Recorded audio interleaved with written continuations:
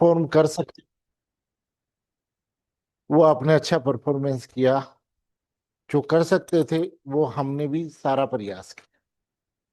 लेकिन ये था कि भाई मैंने जो लिखाया और वो जो पेपर देखा, कुछ भी ऐसा नहीं था जो पेपर से बाहर था। यहाँ तक कि हमने सुरक्षित स्थान को भी कई बार क्लास में डिस्कस किया। नहीं किया था कि भाई अगर सेट प्लेस ऑफ सेफ्टी को भी हमने क्या किया, क्लास में डिस्कस किया था। संगठित अपराधों के लिए भी हमने टेस्ट सीरीज में भी एक क्वेश्चन पूछा था। और जिस दिन हमारी लास्ट क्लास थी, उस लास्ट क्लास में भी हमने डिस्कस किया था कि ये 6 और 7, 25 के 6 और 7 दोनों क्लोजों के अंतर्गत आते हैं। नहीं कि वहां पर रखना और वहां पर बाकी समय व्यवहार करना, आयात निर्यात क्रय विक्रय करना, वो वहां पर थे, है ना। और दोनों ही अपराध ट्रायल बाय सेशन थे। ठीक। तो ये नहीं लिखने की जरूरत थी, लेकिन मैं तो बता रहा हूँ प्रैक्टिकली कि ये ट्रायल बाय क्या है, सेशन थे। अब वहां का तो काम खत्म हो गया। वहां का तो अब आरपीएससी के हैंड ओवर करिए है कि अब जो भी करेगा वो करेगा। नहीं। अ- अब हम आ जाते हैं हाई कोर्ट पर। अब हाई कोर्ट में जो आप लोगों की स्थिति है, उसके अकॉर्डिंग हाई कोर्ट ने जो पेपर की डेट दी है, वो डेट दी है आपको 27/7। 27/7/2025। ठीक। और आज से अगर हम इसकी टोटल डेट के टाइम को काउंट करें तो टोटल होंगे 50 दिन। कि आप लोगों के पास में 50 दिन मौजूद है, स्पेशली उन बच्चों के लिए जिनको साथ 3 साल का एक्सपीरियंस नहीं। अगर 3 साल का एक्सपीरियंस जिन बच्चों को चाहिए, उनको तो ये अंकित को तो गोल्डन अपॉर्चुनिटी दी है। नहीं तो अंकित, नहीं तो अंकित तो ये कह रहा था कि सर एपीपी में आया तो एपीपी में नहीं देने दी। अब आरजीएस में पहुंचा तो अब आरजीएस में नहीं देने दे रहे। लेकिन इस बार अंकित को भी क्या है, आरजीएस का पेपर देने का। और सबसे बड़ी चीज ये है, अंकित अगर इसे इसमें नौकरी लगती है तो ये मान के चल की लाइफ का सबसे बेस्ट एंजॉयमेंट करे। बाकी अगर टाड़ के लगती है तो फिर आगे टाइम पास ही होता है। क्या ठीक है, चल रहा है, ऐसा कोई वो नहीं है ना। इसलिए अब सबसे बड़ी चीज तो ये है कि देखो 10 मिनट हम पहले सिलेबस से पहले ये डिस्कस करते हैं कि हमें क्या प्लान करना है ना। क्योंकि इस 50 दिन में हमें प्री एटलिस्ट निकालनी है। और प्री का मतलब हो गया हमारे पास में केवल कि 660 बच्चों को पास करें। भाई 15 गुना हम लगाते हैं तो प्री में कितने बच्चे पास होंगे टोटल, 660 बच्चे पास। कि इन 660 में हमारा नाम आना जरूरी है। आगे बात समझ। तो हमारी मेहनत औरों से कम 5 नंबर ज्यादा क्यों नहीं जरूरी। कि भाई हम ज्यादा नहीं चाह रहे कि, लेकिन इतना चाह रहे हैं कि हमारी मेहनत औरों से 5 नंबर ज्यादा है। फिर उसके बाद में दूसरी चीज ये बात मान के चलो, सबसे बड़ी चीज कि अब तक लोगों ने जो पढ़ा वो पुराना ही पढ़ा। भाई सिलेबस का जो पोर्शन पढ़ा वो पुराना पोर्शन ही पढ़ा। जो नया सिलेबस जोड़ा है, उस नए सिलेबस में सब बराबर स्थिति में है आज की तारीख में। नहीं कि सबकी स्थिति क्या है, बराबर है। अब हम पुराना जो है उसमें तो हमारी जो क्लासें हो चुकी, लेकिन वो ऐप पे अवेलेबल रहेगी, वो आप देख लेना। बाकी फिर हम नया सिलेबस हम क्या कर रहे हैं, स्टार्ट कर रहे हैं कि नए सिलेबस में जो सब्जेक्ट जोड़े गए थे पहले हम उनको करेंगे, है ना। फिर बाकी जिनका रेगुलर आरजेएस का बैच है उनके तो सारे सब्जेक्ट कवर होंगे, लेकिन फिलहाल की जो अपॉर्चुनिटी है उनमें पहले हम उन सब्जेक्ट को करेंगे कि जो, राधे राधे सर। राधे राधे, जो सब्जेक्ट हमारे को क्या कैसे हैं किया, सर?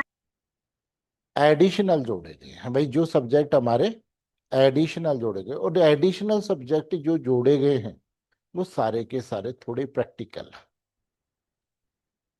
और सिलेबस बड़ा है, तो हमारे को वहां से वो चीज फाइंड आउट करनी है जहां से क्वेश्चन पूछता है। भाई हम न तो आज रटने की स्थिति में कि 50 दिन में पूरा सिलेबस रट दें। आज हमारे पास में ये है कि हम इतना कर लें कि हमारे को प्री पास हो जाए, और हमें वो चीज फाइंड आउट करनी होगी उस सिलेबस में से जिसके अकॉर्डिंग हम हमारा क्या करें, पेपर क्लियर करें, है ना। तो हमने, जैसे मैंने क्लास स्टार्ट की थी तो क्लास स्टार्ट के वक्त में जजमेंट राइटिंग को जोड़ा था। किसको? जजमेंट राइटिंग जोड़ा था। मैं कहा कोई नहीं, मेंस का भी होता रहेगा, प्री का भी होता रहेगा। लेकिन उन्होंने 50 दिन का टारगेट दे दिया, तो मैं कहा जजमेंट राइटिंग तो 50 दिन के बाद ही होगी, क्योंकि प्री भी तो पास होगा तब तो जजमेंट लिखेंगे, नहीं तो प्री के बिना हम जजमेंट कहाँ लिखेंगे। तो अब सबसे बड़ा जो चैलेंज है वो हमारा आरजेएस की प्री को पास करने का है। भाई जो सबसे बड़ा टारगेट है वो किसका है? आरजेएस की प्री को पास करना। तो आरजेएस की प्री के अंदर हम पहले वो सिलेबस करेंगे जो नया जोड़ा है ना, और रहा सा आपका बचा हुआ जो भी है वो किसके बाद, ये जो प्री का पेपर हो जाएगा उसके बाद कंटिन्यू वाले बैच में हम कर लेंगे। ठीक है। तो इसलिए हमने जो सिलेबस को पार्टों में बांटा है, दो पार्टों में बांटा है। एक तो देखो क्रिमिनल के हैं, क्रिमिनल के पूरे एक्ट हैं। भाई कौन कौन सा हो गया? बीएनएस हो गया, बीएनएसएस हो गया, और बीई, भारतीय साक्ष्य अधिनियम, ये तीन एक्ट हो गए। अब सबसे पहली चीज कि अगर आप बीएनएस पढ़ रहे हो और केवल बीएनएस पढ़ रहे हो तो कोई मतलब नहीं, कि केवल बीएनएस पढ़ रहे हो तो कोई मतलब। दूसरा, बीएनएसएस, अगर आप बीएनएसएस पढ़ रहे हो यानी भारतीय नागरिक सुरक्षा संहिता पढ़ रहे हो और सीआरपीसी से कंपेयर नहीं कर रहे हो तो कोई मतलब नहीं। ठीक। और तीसरा सब्जेक्ट है भारतीय साक्ष्य अधिनियम, एविडेंस एक्ट। और भारतीय साक्ष्य अधिनियम को इंडियन एविडेंस एक्ट के साथ में अगर कंपेयर नहीं कर रहे हो तो फिर कोई पढ़ने का मतलब नहीं। तो हमारे पास में अगर नए सिलेबस की बात करें तो कौन कौन से सब्जेक्ट हैं? ये तीन बड़े सब्जेक्ट हैं, तीन बड़े सब्जेक्ट हैं जिनमें हमें क्या करना है, कंपेयर करना, कि कंपेयर करने के साथ में पढ़ना। ठीक।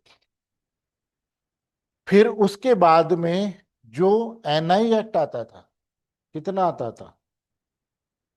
एनआई एक्ट आता था 17 आता था, अब इन्होंने क्या कर दिया, पूरा कर दिया। आगे बात समझ कि भाई एनआई एक्ट से जो ये क्वेश्चन पूछता था पहले कितना पूछता था, केवल 17 से, है ना। वो क्रिमिनल पोर्शन का रिलेशन भी उतना ही था, लेकिन इन्होंने जबरदस्ती बढ़ा दिया, बाकी तो वो सिविल पोर्शन से संबंधित था। हाँ, है ना। लेकिन क्रिमिनल से उसका इतना ही संबंध था, लेकिन इन्होंने एनआई एक्ट को क्या कर दिया है, पूरा कर दिया। उसके अलावा इन्होंने क्रिमिनल लॉ में क्या जोड़ा, एक इंफॉर्मेशन टेक्नोलॉजी एक्ट, और इंफॉर्मेशन टेक्नोलॉजी भी एक्ट भी कितना जोड़ा, पूरा जोड़ दिया, कि भाई इंफॉर्मेशन टेक्नोलॉजी एक्ट को भी इन्होंने पूरा जोड़ दिया। वैसे क्या है, सेक्शन 65 1 से लेकर 65 तक का तो रिलेशन किसका है, सिविल लॉ का, और 66 से लेकर के आगे का रोल किसका है, क्रिमिनल लॉ का है। लेकिन इन्होंने सारा जोड़ दिया, तो हमें पढ़ना भी फिर उसी प्रकार से पड़ेगा। भाई आईटी एक्ट हो गया, फिर उसके बाद में क्रिमिनल में तो यही जोड़े हैं, और भी कुछ है? Excise act. हाँ, एक एक्साइज एक्ट भी जोड़ा है, एक्साइज।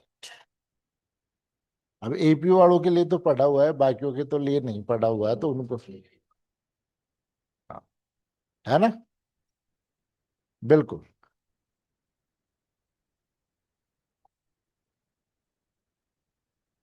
अब हम बात करते हैं किसकी? क्रिमिनल लॉ की। फिर हम बात करते हैं किस चीज की? क्रिमिनल लॉ की। अब क्रिमिनल लॉ में, सॉरी, सिविल लॉ की बात करते हैं, तो सिविल में क्या क्या जोड़ दिया इन्होंने? सबसे पहले तो इन्होंने सूट वैल्यूएशन और कोर्ट फीस, है ना? एक तो इन्होंने सूट वैल्यूएशन और एंड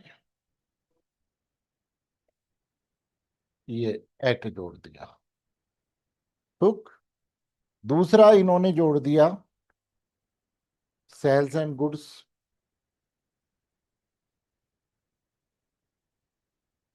फिर इन्होंने जोड़ दिया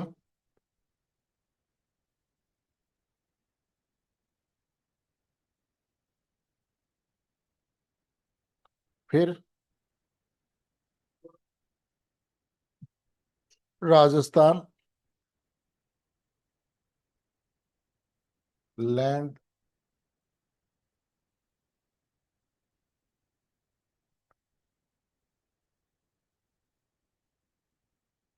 और हिंदू लॉ,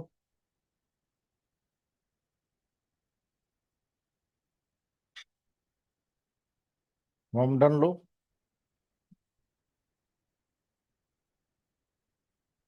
और पार्टनरशिप हो गई है। Registration act sir.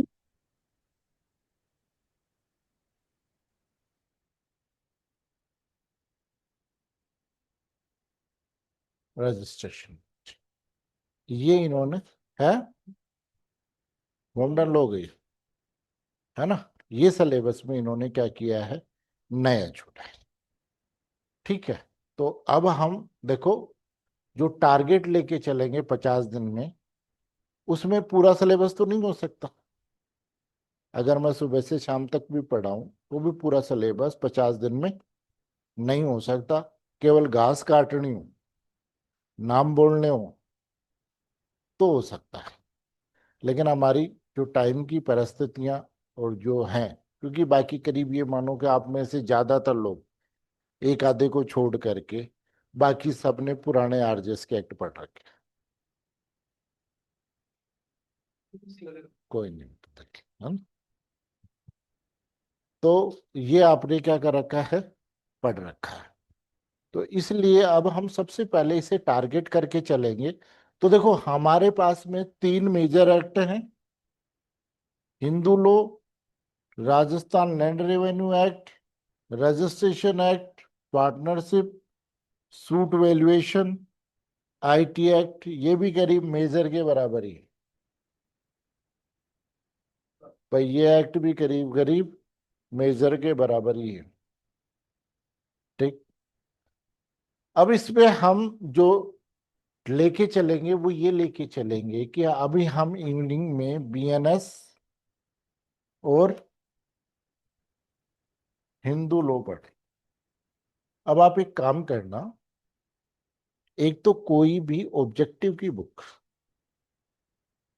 आगे बात समझ, ले आना। हम यहाँ पर जो भी पढ़े उसको एक बार रीड करना है। पढ़ना नहीं है, बहुत गहरे ज्ञान में जाने की जरूरत नहीं है। जो जो वर्ड काम के होंगे मैं आइडेंटिफाई करा दूंगा कि इन इन पे आप फोकस करना। तो एक बार जा करके उसे रीडिंग करनी है, और जो आपकी बुक है उससे ऑब्जेक्टिव को सोल्व करना है। ज्यादा मेहनत करने की जरूरत नहीं है कि बिल्कुल डीप में डूब जाओ। प्री का पेपर प्री के तरीके से ही पास होता है। आगे बात समझ में, कि ज्यादा ये नहीं है कि हमें मेंस की तरह उसमें जा करके कुछ लिखना है। भाई मेंस की तरह उसमें जा करके कुछ लिखना है, प्री के पेपर, देखो पेपर 3 प्रकार से होता है। पहला प्रीलिम्स का होता है, दूसरा मेंस का होता है, और तीसरा इंटरव्यू होता है, वाइवा होता है। और जो प्रीलिम्स का पेपर है वो केवल आपसे रीडिंग मांगता है कि आप किसी चीज को जितना रीड करोगे प्री में आप उतना पास हो, है ना। तो जैसे आपने यहाँ पढ़ा, घर गए, घर जाकर के उसको रीडिंग किया, आ गई बात। फिर उसके बाद में आप क्वेश्चन आंसर करोगे तो वो जो रहा सा कुछ भी कंफ्यूजन है वो खत्म हो जाएगा। तो इस तरीके से क्या फायदा होगा, इसका बेनिफिट ये होगा आप लोगों को कि वो तीनों एंगल से आपने क्लियर कर लिया, तो आगे फ्यूचर में कोई भी ऑब्जेक्टिव आएगा तो उसको आप छांट के कर लोगे, उत्तर दे पाओगे भाई किसी भी लेवल पे बना, है ना। तो हमारे लिए किस लेवल से बनाएगा, क्या करेगा, ये उसकी टेंशन, है ना। लेकिन अब इसमें पहले हम इवनिंग में 5 बजे से लेकर के 5 से 6:30 बजे तक तो पढ़ेंगे बीएनएस, और 6:30 से और करीब 8 बजे तक हम पढ़ेंगे हिंदू। ठीक, 1-2 दिन में मैं मॉर्निंग में भी क्लास स्टार्ट करूंगा, क्योंकि घास तो काट नहीं सकते। इसलिए अगर आप दोनों टाइम नहीं आ पाओ, या मान लो मॉर्निंग में सोने की आदत हो, तो कोई खास बात नहीं है, वो रिकॉर्डेड क्लास उठ करके देख लेना। और अगर लाइव ले सको तो ज्यादा बेटर है। वो इसलिए कि अगर मैं ये मॉर्निंग में क्लास नहीं लूं बीएनएसएस की, तो फिर वो बाकी सब्जेक्टों के साथ क्या हो जाएगा, कंपेरेटिवली ढंग से पढ़ाई नहीं होगी।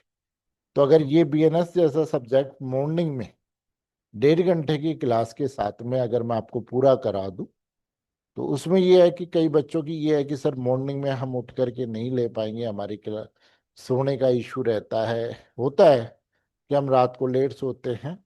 तो ये है कि उठने के बाद में आप उसकी लाइव क्लास को कहाँ पर, ऐप पे देख लेना, है ना। तो उससे क्या होगा कि हमारे इन सिलेबस पे कोई बर्डन नहीं आएगा, मेजर हो जाएगा, है ना। क्योंकि फिर अभी तो जैसे जून में जो कोर्ट का टाइम है वो मॉर्निंग का है, फिर जुलाई में, हाँ, तो हमारे पास मॉर्निंग को भी टाइम मिलेगा और इवनिंग का टाइम भी मिलेगा। हमारे पास में मॉर्निंग का टाइम भी रहेगा और इवनिंग का टाइम भी रहेगा, हमारे पास दोनों प्रकार का क्या रहेगा, टाइम रहेगा। फिर आप आराम से हमारे सिलेबस को कर लेंगे। और ये मानो कि एग्जाम से करीब 10 दिन पहले मैं आपको फ्री कर दूंगा। इस बीच में हम कुछ मॉक टेस्ट भी करवाएंगे, है ना। ज्यादा तो नहीं, 50 दिन के अंतर्गत, लेकिन करीब 10 एक मॉक टेस्ट हम ले लेंगे, है ना, जिसमें 5 सब्जेक्ट वाइज हो जाएंगे और 5 मिक्स हो जाएंगे, फुल मॉक हो जाएंगे, है ना, कुछ माइनरों के, है ना। हाँ, और वो हो जाएगी, है ना। तो वो मैं तैयार कर दूंगा। कुछ एक आधा पेपर मैं देखता हूँ अलग से ले लेंगे, जिसमें हम केवल जो केस लो पे क्वेश्चन पूछते हैं ना, लेटेस्ट केस लो पर, वो मैं एक अलग से बना करके पेपर ले लूँ। भाई जैसे लेटेस्ट केस लो पर कई बार प्रॉब्लमेटिक, कई बार केस लो से ये आपसे क्वेश्चन पूछ लेते हैं, तो वो क्वेश्चन हम डिस्कस करें। आगे बात समझ में, तो इस प्रकार से हम स्टार्टिंग करेंगे। बाकी अगर आपकी कोई सब्जेक्ट में दिक्कत हो तो आप मेरे से पर्सनली पूछ लें, है ना। भाई जिस सब्जेक्ट में आपको दिक्कत आए आप मेरे से क्या करना, पर्सनली पूछ लेना। लेकिन जो समय की डिमांड है उसके हिसाब से हम केवल यही कर पाएंगे। नहीं, आप टेंशन मत लो बेटा, आपका तो पूरा है वो तो। नहीं, लेकिन अभी जिनका पेपर है ना, उनके हिसाब से हमने थोड़ा सा स्ट्रेटेजी बनाया कि भाई फिर तो हम फ्री हैं, है ना। तो इसमें आपको क्या हो जाएगा, ये सारे सब्जेक्टों से एक तरीके से इंट्रो हो जाओगे आप, कि भाई इन सब्जेक्टों में ये है, फिर वो आराम से कर लेंगे, है ना बेटा। उसके लिए तो पूरा साल भर चाहिए अपने को, है ना। जो मेन सिलेबस है, अगर आरजेएस का जो सिलेबस है उसको ढंग से करने के लिए कम से कम साल भर चाहिए, तो वो तो हम साल भर में कर लेंगे। लेकिन अभी जो दे रहे हैं उनके लिए हमने ये थोड़ा सा उनके हिसाब से क्या कर लिया, शेड्यूल कर लिया, है ना। इसलिए फिर जजमेंट राइटिंग की क्लास को भी अभी थोड़ा सा क्या कर दिया है हमने, पोस्टपोन कर दिया है कि पहले इसको कर लेते हैं, फिर मेंस में हम क्या करेंगे, जजमेंट राइटिंग की क्लास, है ना। आ जाओ। तो देखो, हमने स्टार्टिंग की थी और स्टार्टिंग में हमने ये देखा था कि बीएनएस और आईपीसी साथ के साथ हमें पढ़ने हैं और विथ कंपेयर पढ़ना है। तो सबसे पहले अगर हम बात करें बीएनएस 2023 और आईपीसी 1860, ठीक।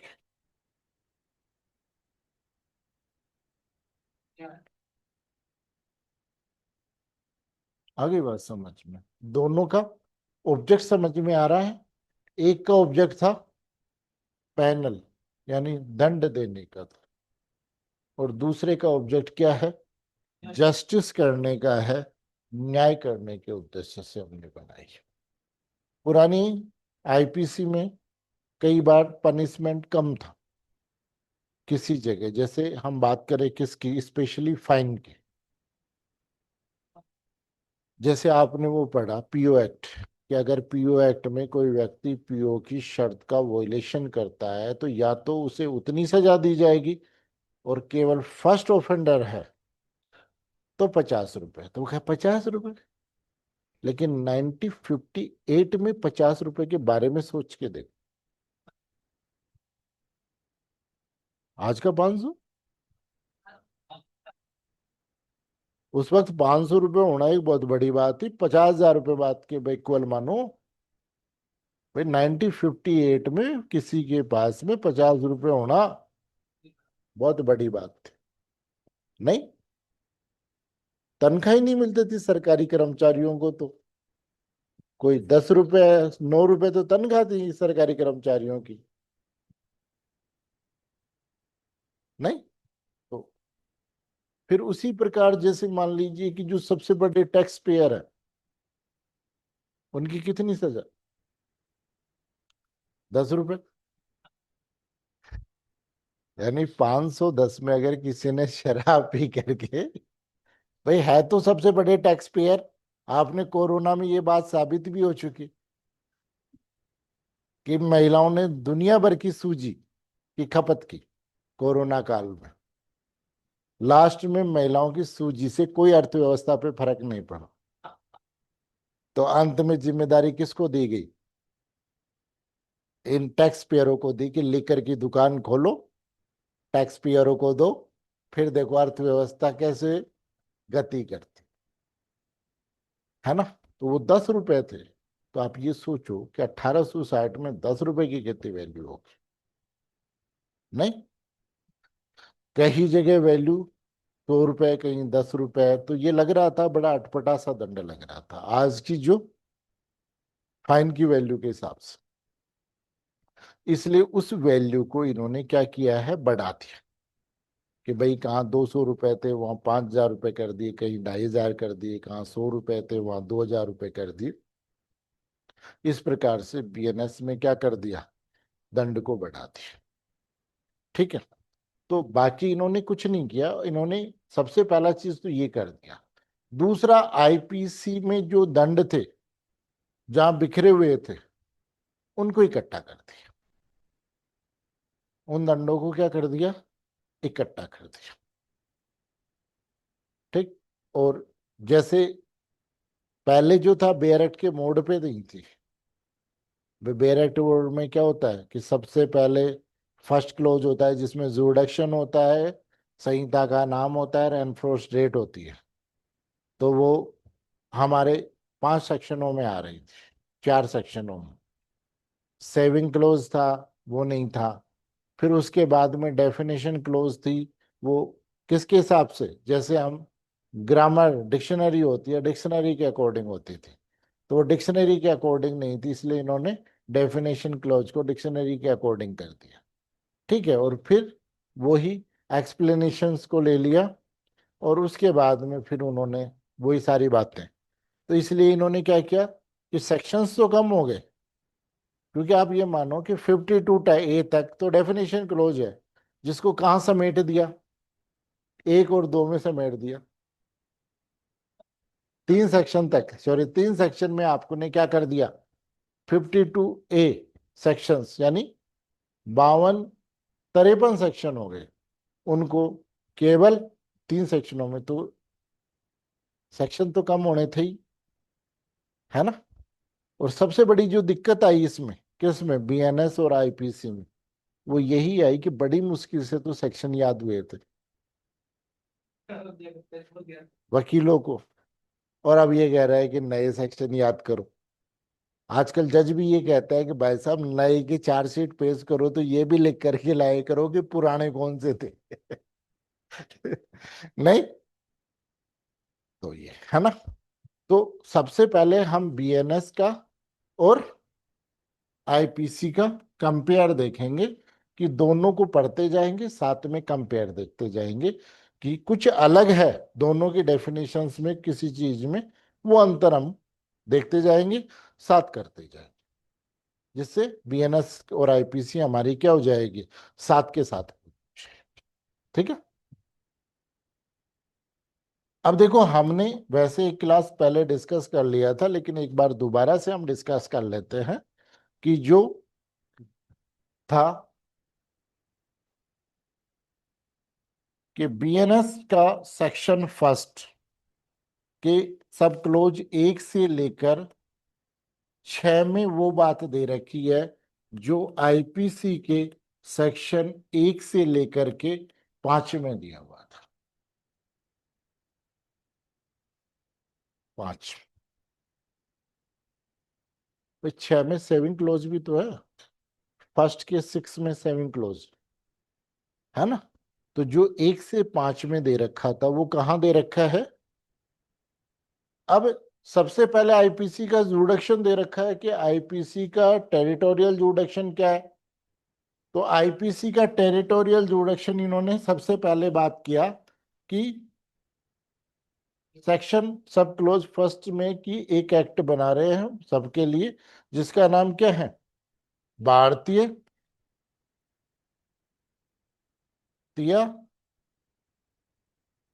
न्याय संहिता। भारतीय न्याय संहिता रखा गया है। दूसरे में ये उस तारीख से एनफोर्स में होगी जिस तारीख से, तो ये तारीख कौन सी थी, 1 जुलाई 2024। फिर थर्ड में इसका टेरिटोरियल जुडिक्शन दिया हुआ है कि आईपीसी कहाँ लागू होगी। तो ये कहता है कि आईपीसी यानी भारतीय न्याय संहिता में किसी एक्ट और ओमिशन, देखो आपको एक चीज बताऊं, ऑफेंस दोनों तरीके से होता है, बाय एक्ट भी होता है और बाय ओमिशन भी होता है। एक्ट से कैसे होता है,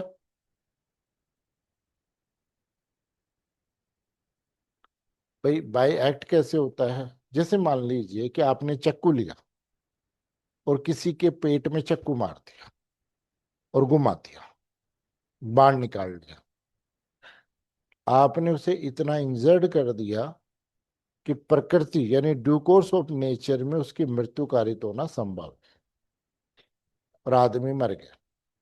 तो आपने क्या किया, दूसरा एक आदमी को लाए इस कमरे में बंद करके चले गए महीने भर के लिए,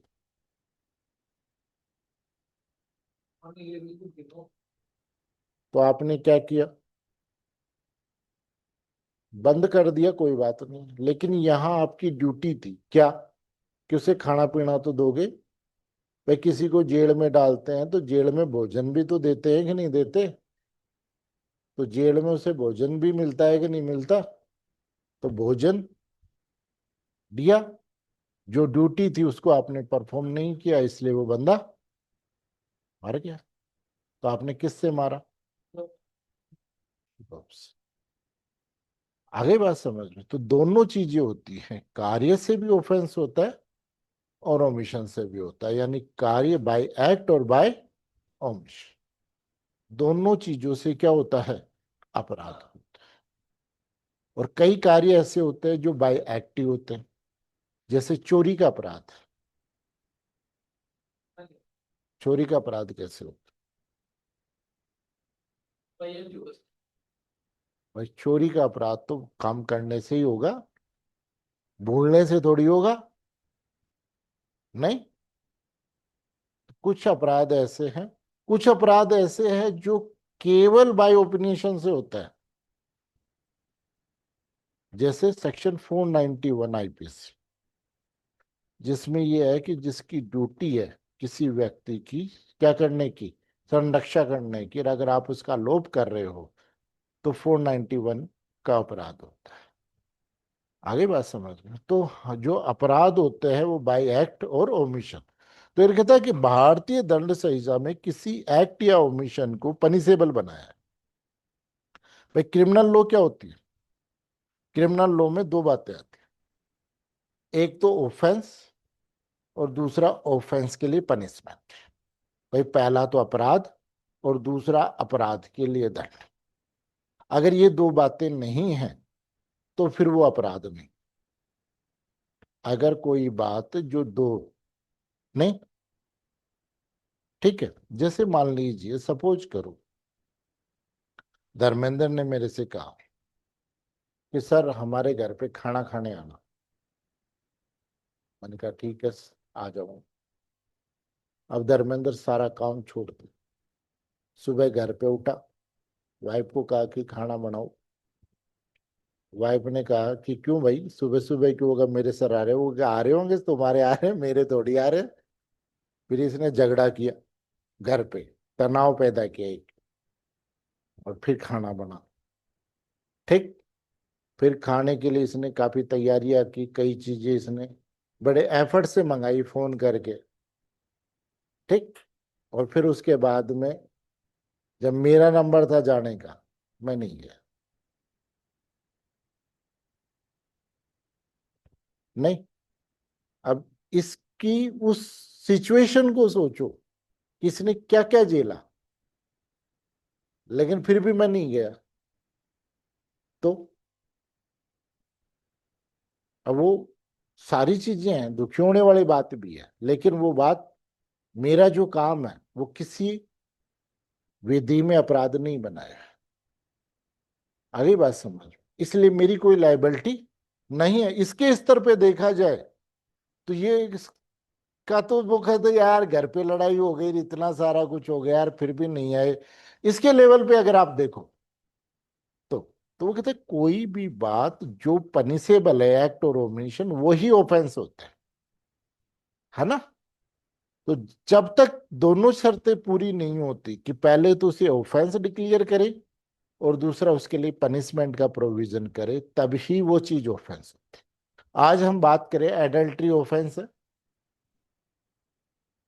भाई एडल्ट्री पहले भी एडल्ट्री थी, लेकिन आज एडल्ट्री और एक्ट भी वही है, लेकिन पनिशेबल नहीं। भाई पनिशेबल नहीं है, इसलिए वो अपराध नहीं रहा। तो किसी भी चीज का कोई बात अपराध है या नहीं है, क्राइटेरिया कहां से लगाओगे कि भाई वो चीज पनिशेबल है कि नहीं है?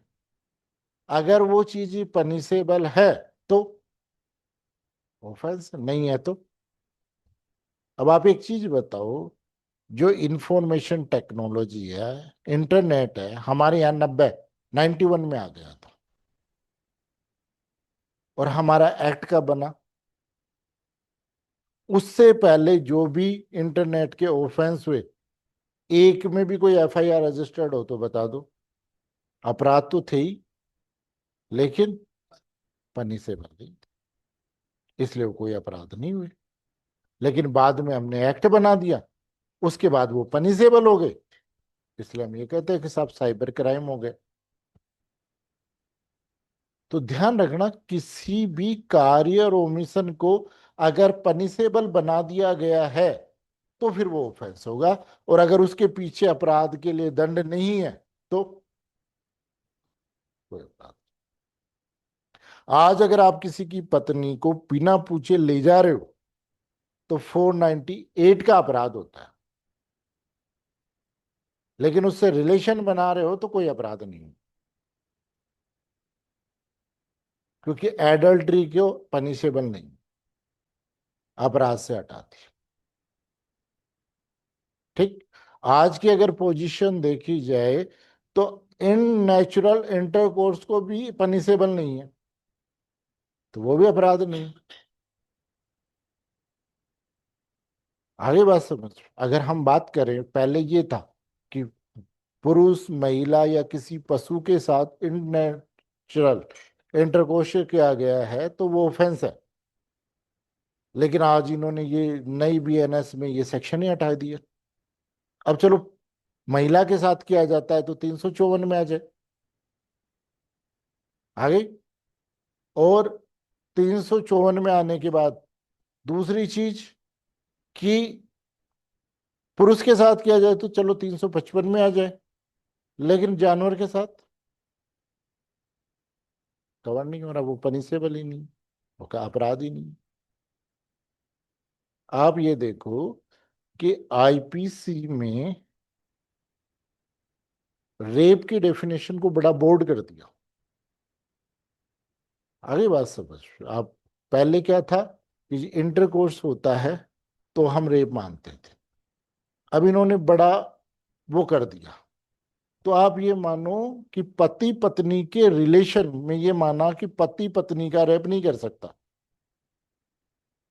अब वो परिभाषा जो जितनी भी बड़ी थी उसमें पति को छूट मिल गई, कि जितनी परिभाषा बढ़ी हुई उतनी वो हो गई।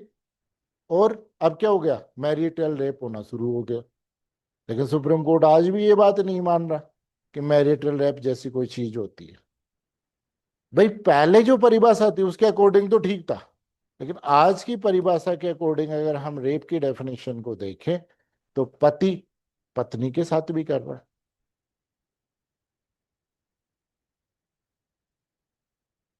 नहीं, तो बात है कि अगर वो चीज जब तक पनिशेबल नहीं होती तब तक वो ऑफेंस नहीं। तो कोई भी एक्ट या जो पनिशेबल बाय लॉ है, तो कहने का मतलब आईपीसी में किया गया कोई एक्ट या ओमिशन भारत के जुरिडिक्शन में कहीं पर भी कोई बात की जाती है तो वो क्या होगा,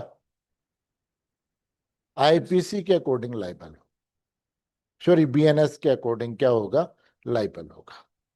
तीन प्रकार का जुरिडिक्शन होता है, हमने देखा था। पहला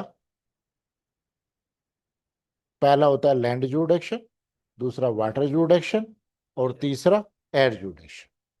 जहां वाटर और वो मिलते हैं वहां 12 माइल, और 12 माइल के बाद में 200 माइल कौन सा होता है, वाटर जुरिडिक्शन होता है। ठीक। तो भारत के राज्य क्षेत्र में अगर कोई भी अपराध किया जाता है तो आईपीसी के अकॉर्डिंग पनिशमेंट किया जाएगा। सब क्लोज 4 में ये कह रहा है कि कोई व्यक्ति बियॉन्ड इंडिया कोई ऑफेंस किया है ना, लेकिन उसकी लाइबिलिटी कहाँ है, according to Indian law, Bharat की विधि के अनुसार वो क्या है, ट्रायल किया जाना चाहिए। भारत की विधि के अनुसार वो ट्रायल किया जाना चाहिए।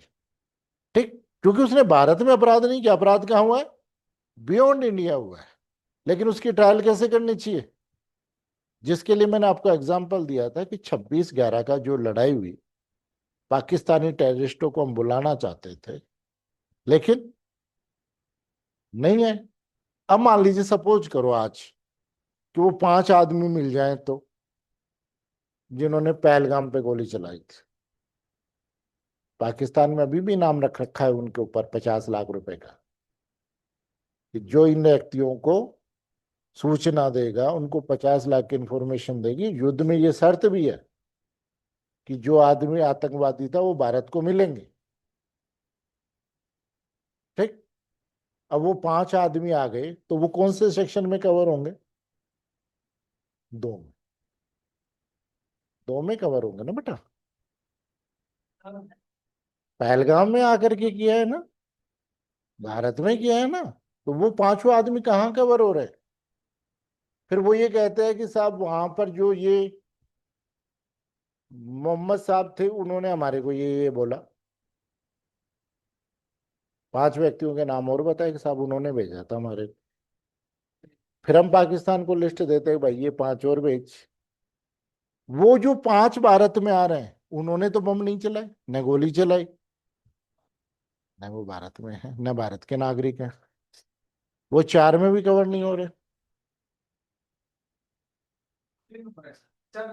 फिर वो पांचों को भारतीय विधि के अनुसार ट्रायल का पात्र बनाने के लिए संसद लो मनाती है, आर्टिकल 245 के सेकंड क्लोज के अंतर्गत, और फिर उनकी ट्रायल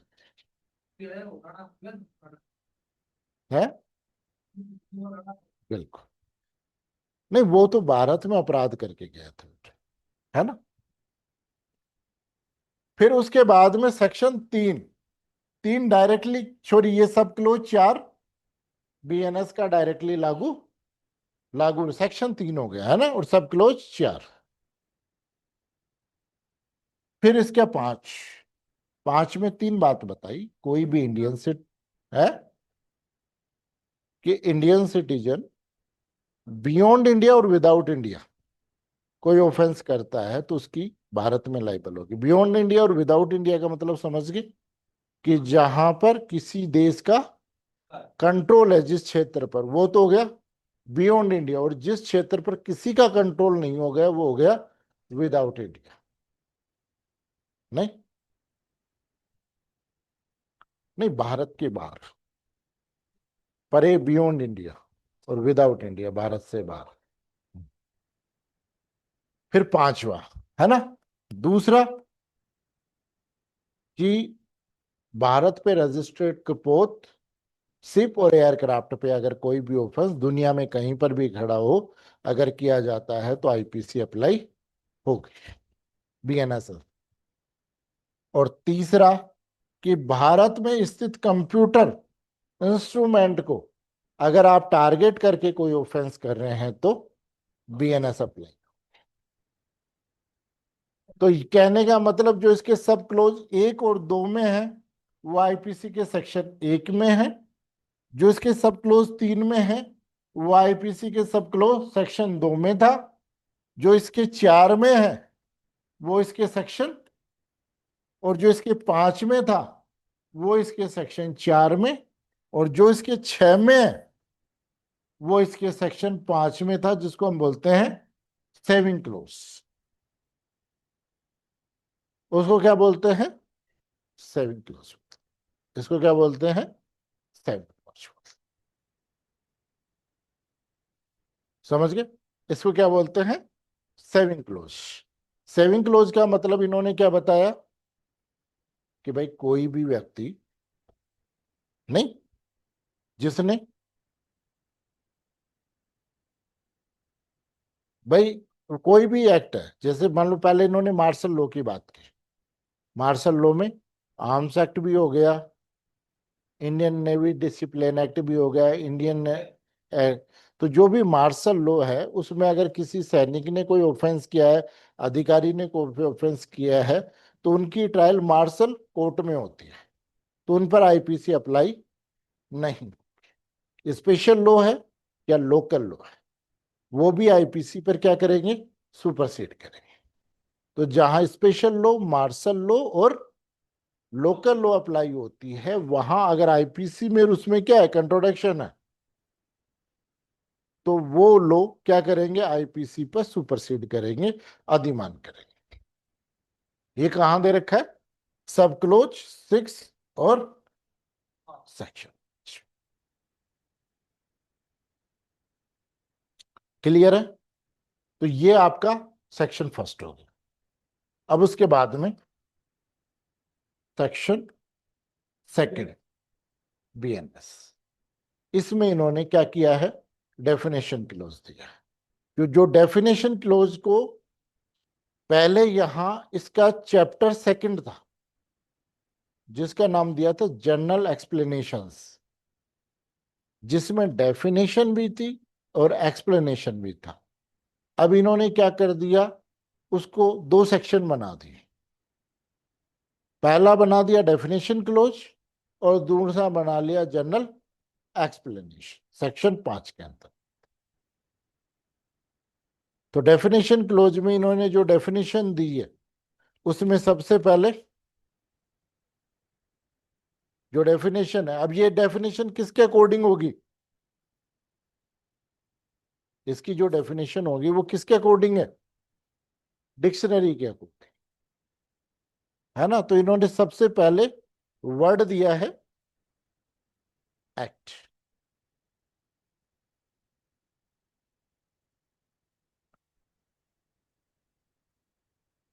है ना।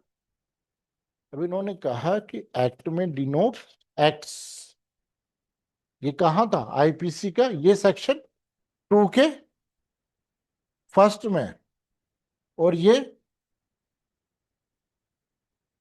33 में था आईपीसी, है ना।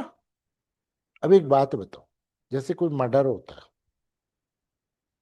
आपने गोली चलाई और मार दिया, किससे मारा?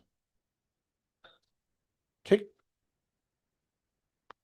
अब आज एक खबर आई कि कोई एएसआई थे, उनका बेटा किसी होटल में खाना खा रहा था अपने दोस्तों के साथ, 4-5 गाड़ियां आई, जिसमें प्रत्येक गाड़ी में 4-5 लड़के बैठे।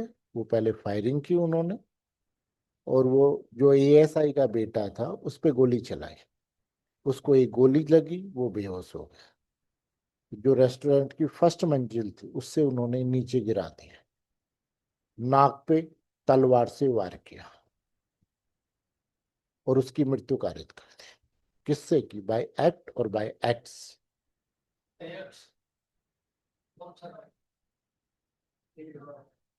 आगे बात समझो तो क्या हुआ? सीरीज ऑफ एक्ट्स, पहले गोली मारी, मारपीट की, नाक पे तलवार से मारा, पहली मंजिल से नीचे गिरा दिया। ये यानी पहले में तो हमने किससे मारा?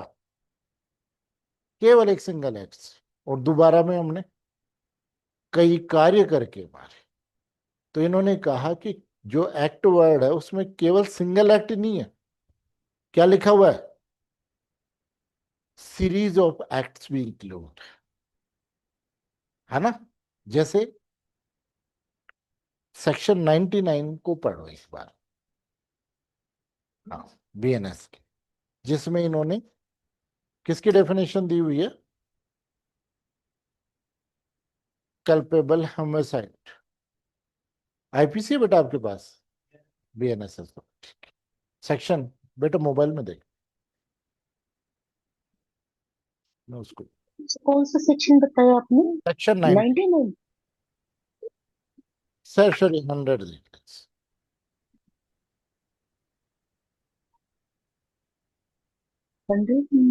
आपराधिक मानव सर। हाँ, आपराधिक मानववध कैसे हो रहा है? बाय एक्ट और बाय एक्ट्स कैसे हो रहा है?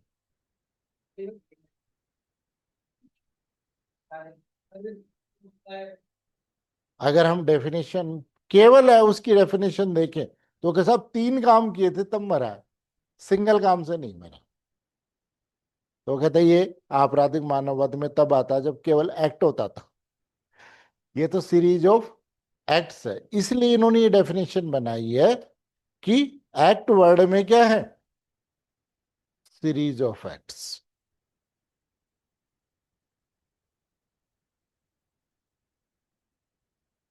आगे बात समझ, कि एक्ट और सीरीज ऑफ एक्ट्स का दोनों का मतलब समझ में आ गया कि डेफिनेशन क्यों बनाई है। कि जहां जहां आईपीसी में एक्ट वर्ड दे रखा है उस एक्ट का मतलब ये नहीं है केवल सिंगल एक्ट, बल्कि ये एक्ट और सीरीज ऑफ एक्ट्स दोनों इंक्लूड है। यानी एक तरीके से हमारे,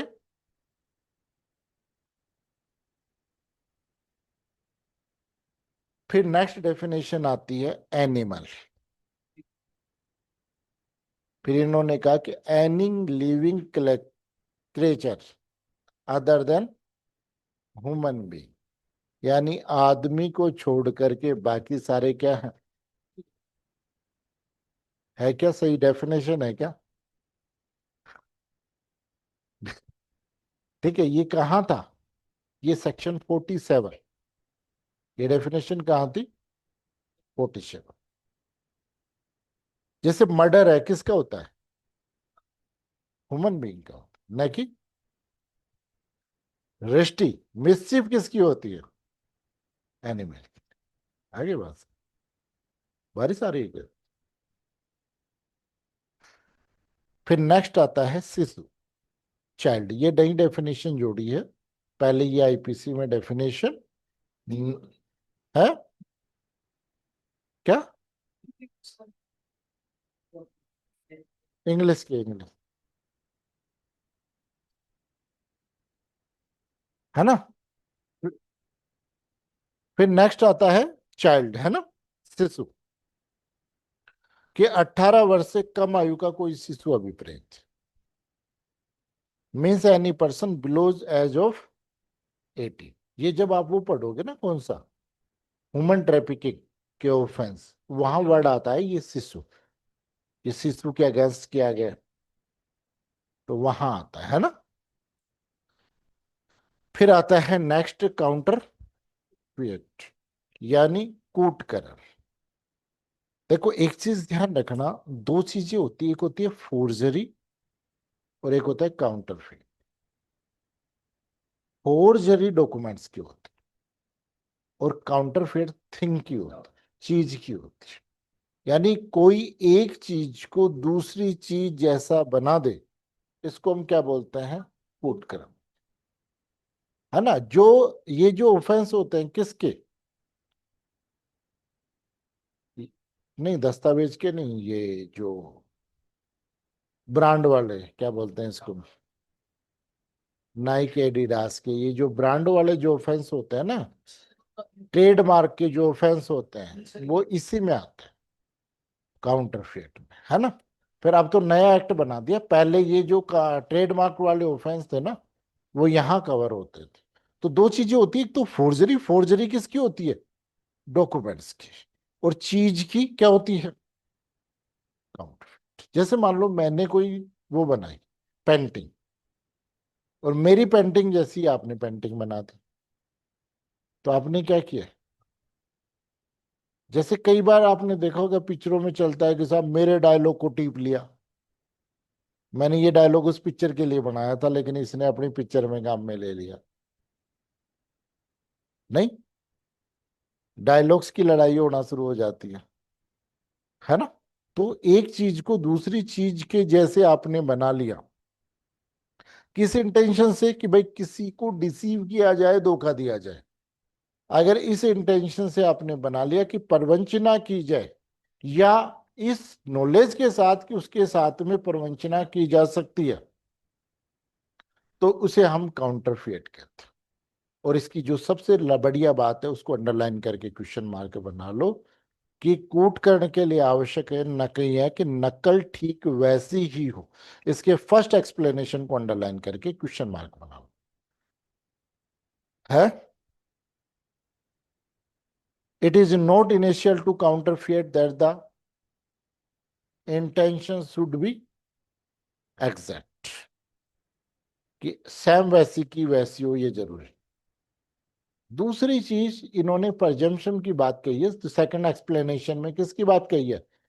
परजम्पशन की। मान लो एक मेरे पास ऐसी चीज है और धर्मेंद्र ने भी उसी प्रकार की दूसरी चीज बना ली, तो ये परजम्पशन किया जाएगा कि भाई आपने परवंशन यानी चीटिंग करने के इंटेंशन से ये चीज,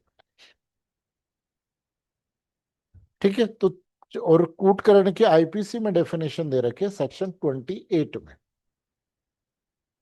आईपीसी में कहां दे रखी है?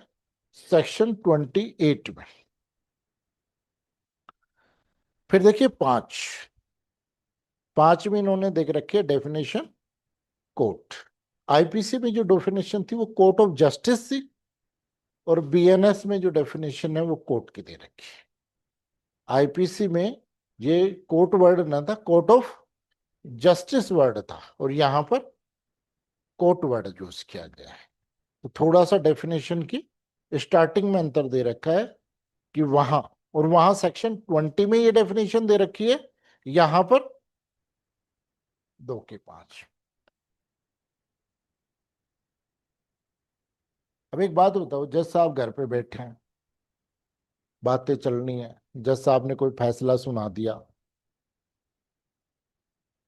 तो कोर्ट है क्या?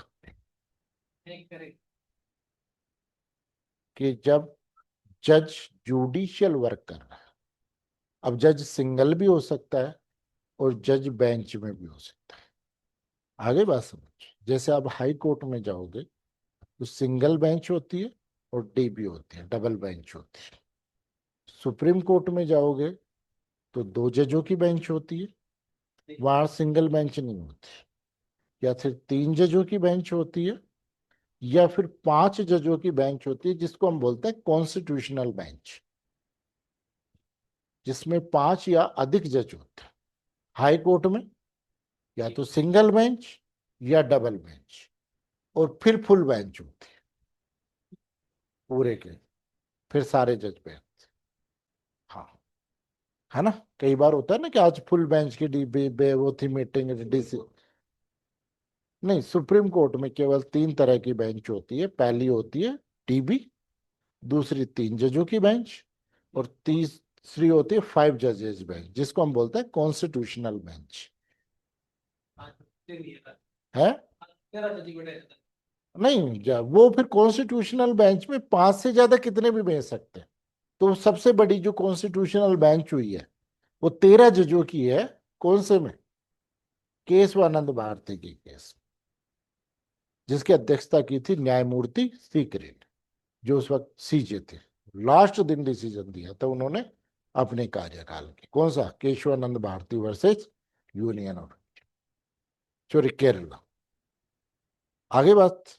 तो वो कहता है सिंगल बैठा हो या बेंच के रूप में बैठा हो, और जब जुडिशियल वर्क कर रहा है तब हम उसे क्या कहेंगे? न्यायालय कहेंगे, कोर्ट कहेंगे।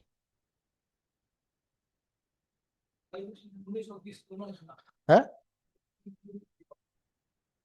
नहीं, 20 केवल कोर्ट की डेफिनेशन। तो वो कोर्ट और ये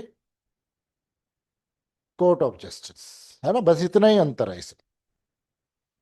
फिर नेक्स्ट डेफिनेशन दे रखी है डेथ, मृत्यु, है ना। मृत्यु का मतलब केवल व्यक्ति की मृत्यु। आगे बात समझ।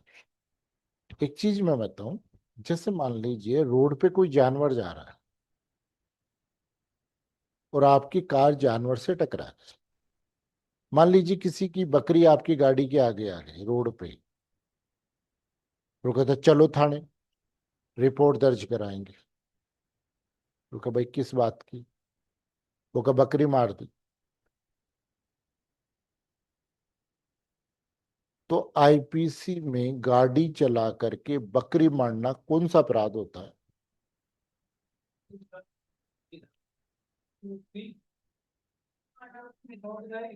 है? वैल्यू मान लो 1000 रुपए की बकरी है। बकरी तो आजकल बहुत महंगी हो जाती, मरने के बाद तो गांव में मार के देखो आप, 25,000 रुपए की बकरी हो।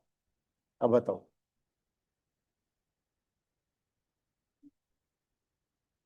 मिससीव में कैसे जाएगा बेटा? मिससीव का ऑफेंस इंटेंशन और नॉलेज से होता है, और ये ऑफेंस कैसे हो रहा है? रस और नेग्लिजेंस से।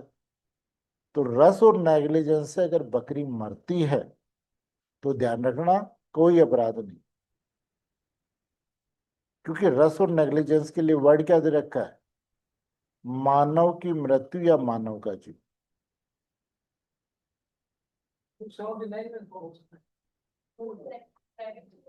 है? किसमें? तो ड्राइविंग के अंतर्गत व्यक्ति का जीवन कहाँ संकटापन्न हुआ? बकरी तो मरी है। अगर उसके साथ में बकरी का मालिक होता तो वो कहता उसका तो बच गया यार, वो मर गई तब। लेकिन आप जाके देखो गांवों के अंतर्गत, नहीं। और कई जगह तो ये प्रोफेशनली काम करते हैं, नहीं। एक बार मैं भी जा रहा था एक मोहल्ले में शाहपुरा के अंदर, तो एक बच्चा जबरदस्ती गाड़ी के बाइक के आगे आके गिर गया, और फिर वहां बाइक के आगे गिरा गिरा अम्मी, अम्मी। मैं कह रहा भाई साहब, आज नया हो गया काम। तो वहां अगर मानव का जीवन संकटापन होता है तो ही लगता है। बकरी वगैरह मर गई तो क्या ठीक है भाई तू जाकर एफआईआर दर्ज करा। नहीं, वहां बड़ा हरेस करते हैं कि थाने चल, एफआईआर, थाने के नाम से फिर आदमी डरता है। वो कहता तू जा थाने चलो और एफआईआर दर्ज करा। एफआईआर दर्ज ही नहीं हुई। भाई गलती आपकी है कि आपने रोड पे बकरी क्यों लेकर के आए। नेग्लिजेंस तो आपकी थी। और अगर आपको लेना है तो कंपेंसेशन के लिए आप बात करो। नहीं, सिविल सूट कर सकते हो आप।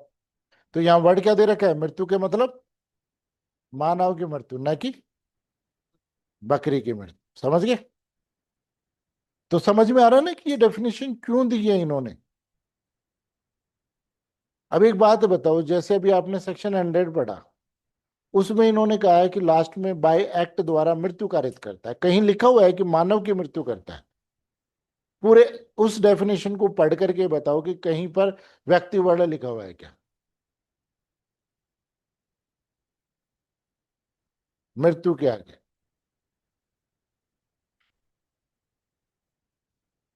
तो इसलिए इन्होंने कहा कि जहां डेथ वर्ड है, डेथ का मतलब इस एक्ट में वहां डेथ ऑफ ह्यूमन है ना, बीइंग।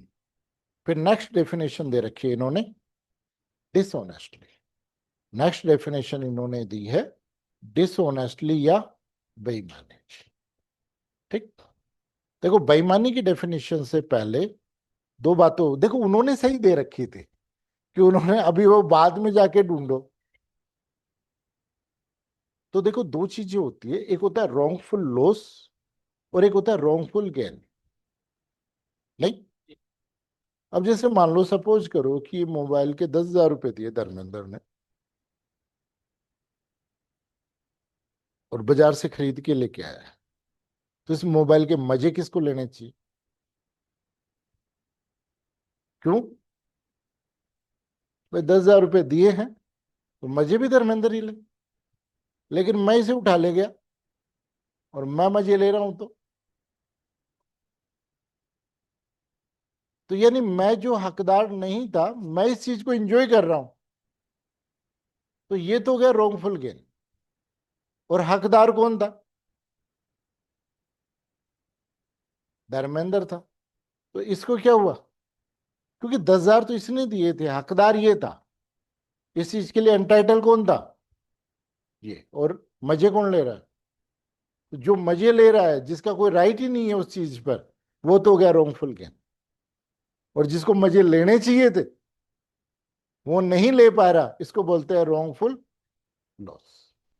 तो एक चीज ध्यान रखना, जब तक मैं मजे ले रहा हूं तब तक तो हम ये कहेंगे कि मैं रॉन्गफुल गेन कर। और जब तक इसके पास मोबाइल नहीं आ रहा तब तक हम ये कह रहे हैं कि ये रॉन्गफुल गेन कर रहा है, लॉस कर रहा है। लेकिन जिस दिन इसका मोबाइल इसके पास पहुंच गया उस दिन ये श्रृंखला टूट जाती है। उस दिन एक्चुअल स्वामी के पास जाते ही ये मान लिया जाता है कि रॉन्गफुल लॉस अब नहीं रहा। ठीक। अब एक आदमी को आप रॉन्गफुल लॉस करो, ठीक, या यानी और दूसरे को रॉन्गफुल गेन करो, एक को रॉन्गफुल गेन करो और दूसरे को रॉन्गफुल लॉस करो, तब हम क्या कहते हैं कि बेईमानी कहते हैं। आगे बात समझ। देखो बेईमानी के बीच में कनेक्टिंग वर्ड जो है वो है और या। आगे बात समझ। ये डेफिनेशन मेंस में बहुत पूछी जाती है। उसका रीजन यही है कि एग्जामिनर, हमारी सोच क्या है कि मैं इसका फोन ले गया, अब इसके पास तो नहीं है, मेरे पास में है, तो मैंने चोरी की। यानी एक आदमी को प्रॉफिट होना, गेन होना जरूरी है और दूसरे को लॉस होना जरूरी है, तभी चोरी होती है, अदरवाइज नहीं। लेकिन इसमें एग्जाम्पल भी दिया हुआ है, अभी पूछा भी है आपको चोरी के इलस्ट्रेशंस, उसमें एक ये भी टिका के आ सकते थे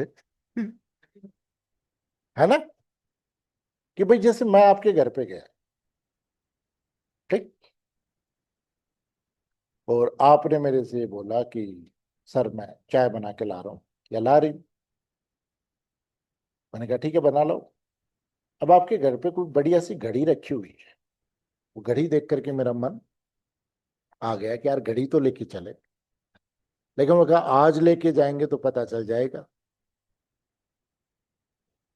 ठीक, मैंने वो घड़ी उठाई और उस घड़ी को आपकी किताबों के पीछे रख दिया, क्योंकि मेरे को पता है कि किताबें तो आप उठाते नहीं हो, इनके तो आसपास ही नहीं जाते। कई एडवोकेटों के चैम्बर में जाना, बहुत किताबें लगी मिलेगी और देखते ही नहीं। तो वैसे ही आपकी भी हालत है, किताबें तो लगी हुई है, देखते हम है नहीं, हमने तो मोबाइल में रील देखनी नहीं, किताबें हमें देखनी ही नहीं है। हमने उसको उठाया और किताब के पीछे रख के आ गए। मैंने क्या अपराध किया, क्या ऑफेंस? अब एक बात बताओ, आपको क्या हुआ, मेरे को क्या हुआ? तो सिंगल रॉन्गफुल लॉस से भी क्या होती है, डिसऑनेस्टली होती है। इसलिए डिसऑनेस्टली की डेफिनेशन में जो महत्वपूर्ण वर्ड है वो ये वर्ड है, क्या, सिंगल गेन। और ये वो कहता है कि एक व्यक्ति को फायदा देना, रॉन्गफुल गेन करना, या अन्य व्यक्ति को रॉन्गफुल लॉस कराना, क्या होता है, बेईमान। दोनों के बीच में कनेक्टिंग वर्ड एंड नहीं है, कनेक्टिंग वर्ड क्या है, और है। इस चीज को ध्यान में रखना, इसकी पूरी डेफिनेशन की खासियत ये है। आपको पूछा नहीं, ये बहुत बड़ी बात है, वैसे पूछना, ये पूछना चाहिए था, है ना। फिर नेक्स्ट डेफिनेशन थी किसकी, दस्तावेज। बेईमानी की जो डेफिनेशन है वहां यहां तो का है, सब क्लोज 2 के साथ में, वहां पर सॉरी 24 में, 24 में, 24।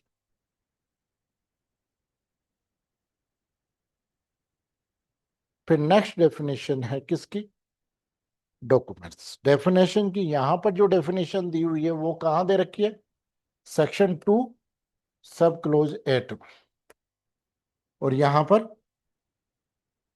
20 में। आईपीसी में कहां दे रखा है, सेक्शन 29 में दे रखा है। कोई बस सीक्वेंस चेंज किया है। बस मैंने आपको पूरी डेफिनेशन में बताया ना क्या फर्क पड़ा है। अभी तक तो एक फर्क आया, कौन सा, वहां कोर्ट था या कोर्ट ऑफ जस्टिस था, एक चाइल्ड एक्स्ट्रा जोड़ा है ना। फिर आता है, इन्होंने नेक्स्ट डेफिनेशन दी है किसकी, डॉक्यूमेंट्स की। अब डॉक्यूमेंट्स के लिए क्या जरूरी होना चाहिए, सबसे पहले कोई सब्जेक्ट मैटर होना चाहिए। क्या होना चाहिए, सब्जेक्ट मैटर होना चाहिए। भाई कोई भी डॉक्यूमेंट्स बनेगा तो किसी सब्जेक्ट पे तो बनेगा। जैसे मान लो आप सेल डीड बना रहे हो, पार्टनरशिप डीड बना रहे हो, आगे बात समझ में, या मान लीजिए शादी का कोई सर्टिफिकेट बनवा रहे हो, ठीक है, तो कोई ना कोई चीज जो है वो कोई सब्जेक्ट मैटर पे तो डिपेंड करती है। तो सबसे पहली चीज है कि कोई भी डॉक्यूमेंट्स के लिए सबसे पहली शर्त है कि कोई मैटर होना चाहिए। नहीं, बिना मैटर के डॉक्यूमेंट्स नहीं बनता। फिर वो जो डॉक्यूमेंट्स होता है उसको एक्सप्रेस किया जाना जरूरी है। नहीं, एक्सप्रेस और डिस्क्राइब्ड अपॉन किस चीज से, बाय वर्ड भी हो सकता है, बाय मार्क वो फिगर हो सकता है, और लास्ट बाय वो क्या बोल, भाई लेटर्स हो गया, फिगर हो गया, और मार्क्स हो गया, या इनमें से एक से अधिक रूप से भी हो सकता है। ठीक, इस प्रकार से आपने क्या किया, उस चीज को एक्सप्रेस किया। फिर यहां पर नहीं, ये तो दो तरीके हो गए। फिर उसके बाद में तीसरी चीज, ये तो हो गया फिजिकल पार्ट, दूसरा हो गया मेंटली पार्ट, कि आपका इंटेंशन होना चाहिए कि जो आप चीज को लिख रहे हो वो आगे एज ए एविडेंस यूज होगा या यूज किया जा सकता है। भाई एज ए एविडेंस, यानी कोई भी विषय जो किसी पदार्थ पर किसी अक्षर, शब्दों और चिन्हों या इनमें से एक या अधिक साध्यों से क्या किया गया है, अभिलिखित वर्णित किया गया है, और उसका उपयोग किस इंटेंशन से किया गया है कि या तो वो आगे फ्यूचर में एविडेंस में यूज होगा या उपयोग लिया जा सकता है। जैसे मान लो नई नई शादी होती है पति और पत्नी की, ठीक, तो उसको कहा चलो घूमने, नहीं तो इधर मुंह कर लेते हैं शिमला की तरफ, नहीं, अब शिमला वो घूमने जाते हैं, तो वो कहा भाई साहब अब एक बार घूम लिया फिर बाद में तो कहाँ घूमने को मिलता है। नहीं, तो कहता है कि हम फ्यूचर में कभी आएंगे, नहीं, तो याद रहेगा किस बात का एविडेंस कि हम आए थे, कि हम यहाँ पर आए थे। तो हम क्या करते हैं, एक बड़ा सा पेड़ चूज करते हैं, है ना, और उस पर दिल बनाते हैं, नहीं, और इसको जख्मी करते हैं, फिर नाम लिखते हैं जो भी है, तो फिर तो हमने क्या यूज किया, वर्ड्स, फिगर और मार्क, तीनों तरीके से एक डॉक्यूमेंट्स बनाया। कहाँ पे बनाया, पेड़ पे। जरूरी नहीं है कि डॉक्यूमेंट्स कागज पे ही बने, किसी भी चीज पे बन सकता है। और क्यों बनाया, हमारा पर्पज क्या है, एविडेंस के रूप में उपयोग करने के, कि आगे अब हम दोबारा आएंगे, तो वो दोबारा तो आना नहीं बेटा, एक बार आ लिया, आगे तो कोई चांस ही नहीं है। तो फिर भी अगर मान लो हम दोबारा आ गए, तो ये पेड़ याद दिलाएगा कि हम पहले भी आए थे। कि ये पेड़ क्या करेगा, हमें याद दिलाएगा कि हम पहले भी आए, ठीक है। तो डॉक्यूमेंट्स के लिए क्या जरूरी है कि पहला कोई सब्जेक्ट मैटर होना चाहिए, किसी पदार्थ पर होना चाहिए, एक्सप्रेस होना चाहिए, वो तीन प्रकार से, वर्ड्स में भी हो सकता है, फिगर्स में भी हो सकता है, और मार्क्स में भी हो सकता है, एक से अधिक में भी हो सकता है, ठीक है। और उसका ऑब्जेक्ट होना चाहिए कि या तो हम एविडेंस में यूज करेंगे या एविडेंस के पर्पज से प्रयोग करेंगे। आगे, तो यहां कहां दे रखा है ये डेफिनेशन, 2(8) में दे रखी है, और वहां पर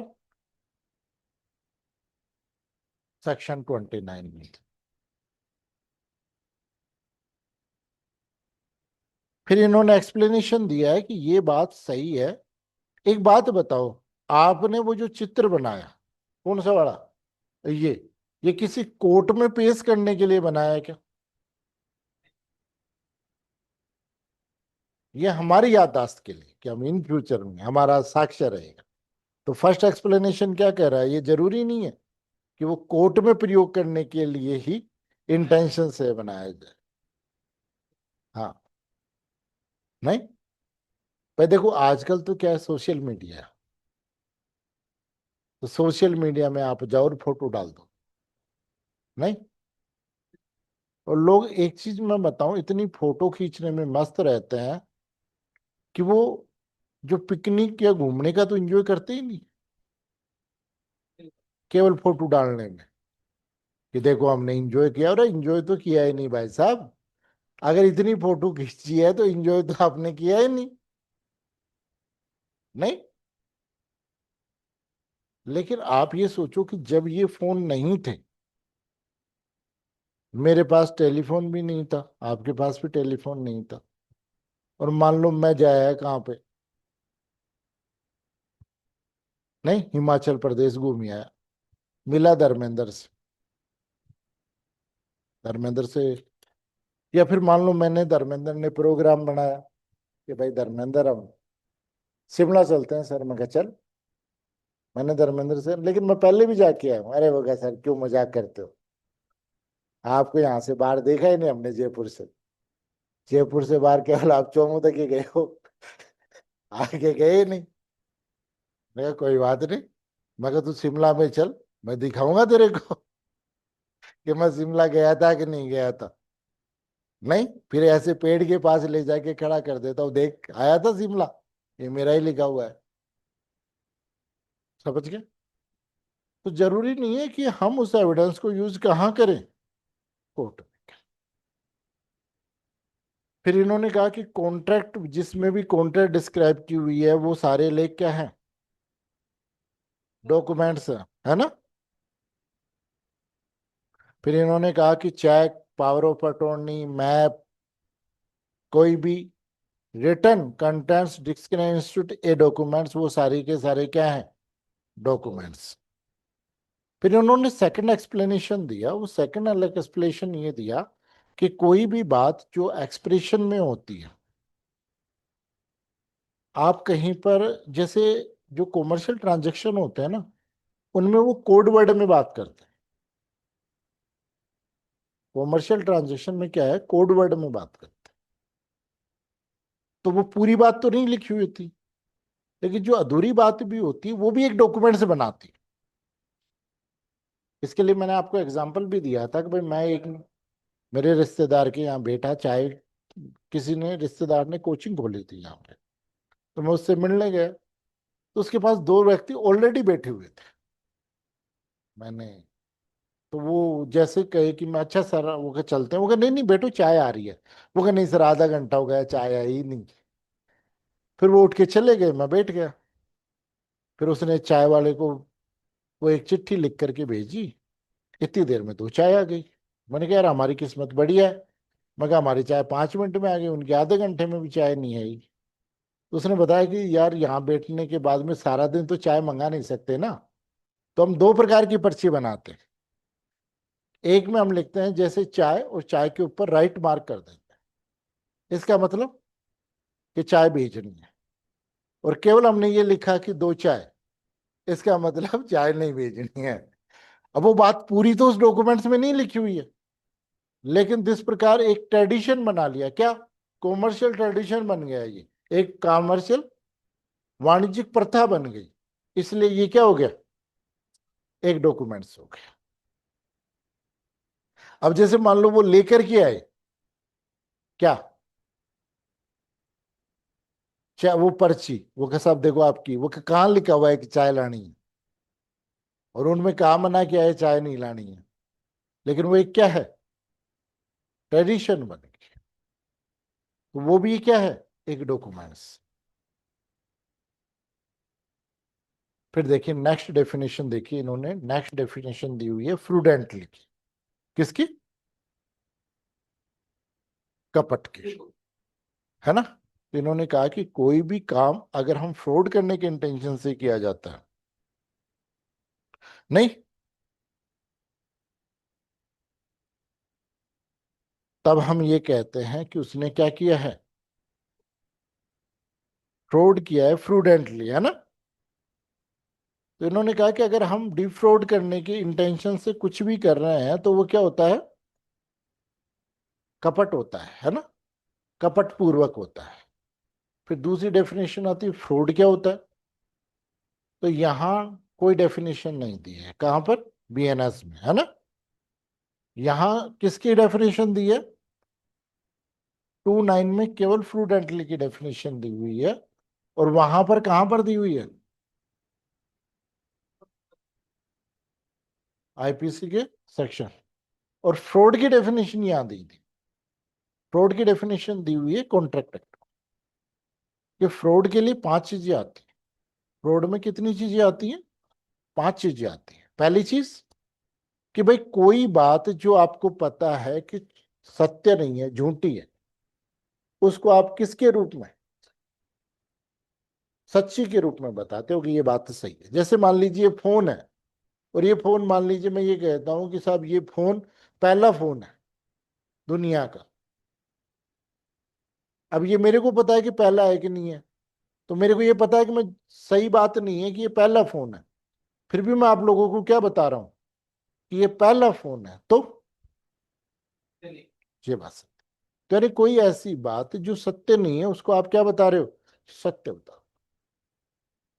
ठीक। दूसरी बात कि जहां आपकी लीगली ड्यूटी है किसी बात को बताने की, आप किसी बात को बताने के लिए बाउंड बाय लॉ, विधि द्वारा आबद्ध, और फिर आप उसके बारे में नहीं बताते तो क्या होता है? जैसे मान लीजिए धर्मेंद्र की जमीन, और धर्मेंद्र की जमीन से रिंग रोड निकल रही है। धर्मेंद्र मेरे को कहता है कि सर देखो मौके की जमीन है, खरीद लो। अब यहाँ इसकी ड्यूटी थी कि मेरे को ये भी बताए कि यहाँ से रिंग रोड निकल रहा है और ये जमीन रिंग रोड में जाएगी, लेकिन इस बात को इसने छिपाया और मेरे को सेल कर दिया। इसका मतलब इसने मेरे साथ क्या किया? फ्रॉड किया। तीसरी चीज होती है कि जहां हम कोई प्रॉमिस करते हैं लेकिन प्रॉमिस को परफॉर्म करने का हमारा इंटेंशन नहीं। जैसे मान लो कि मैं कह दूं कि यार धर्मेंद्र 10,000 रुपये उधार देना, मांग तो उधार रहा हूं लेकिन वापस देने का मेरा कोई इंटेंशन नहीं है, केवल एक तरफा इंटेंशन है कि लेना है, देना नहीं है। ये क्या होता है? किसी भी बात से चीटिंग की जा सकती है। आगे बात समझ में, यानी किसी को डिसीव किया जा सकता है, धोखा दिया जा सकता है। वो सारी बातें क्या होती है? आगे बात समझ। तो अगर इस इंटेंशन से कोई काम किया जाता है तो हम उसको क्या कहते हैं? फ्रूडेंट, है ना। जैसे चीटिंग है, तो चीटिंग की ऑफेंस कैसे होता है? बाय फ्रूडेंट, कपटपूर्ण। आगे बात समझ, बाय फ्रूडेंट। इंटेंशनली जरूरी नहीं है कि वो डिसऑनेस्टली हो, केवल चीटिंग बाय फ्रूडेंटली भी हो। आगे बात, जैसे मान लो एक व्यक्ति दूसरी महिला से कहता है कि भाई मैं आरजे हूं। जैसे एक केस था वैशाली नगर थाने का, घटना है कि कोई व्यक्ति था जो आईपीएस की तैयारी कर रहा था। तो उसका तो सिलेक्शन नहीं हुआ, लेकिन उसके दोस्त का सिलेक्शन हो गया। अब दोस्त का सिलेक्शन हो गया तो वो दोस्त से मिलने हैदराबाद गया, एकेडमी में, टर्निंग एकेडमी।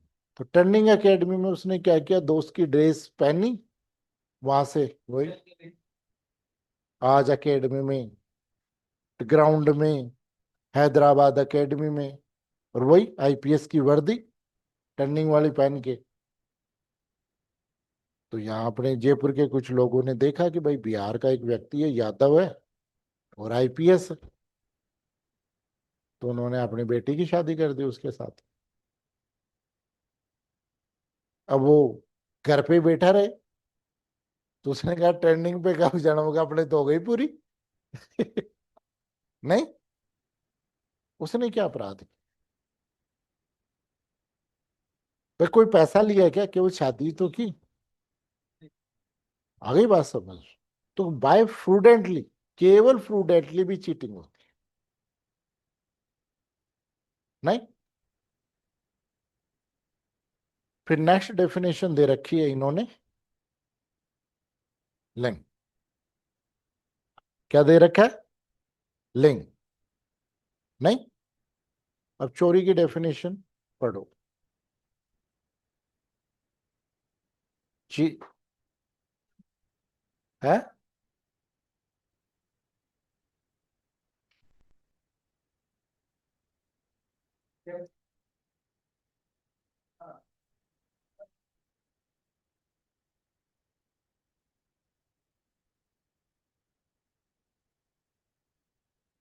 है 111-12 के आसपास में होंगे, देखो। है 303 ए में देखो, 303 ए में।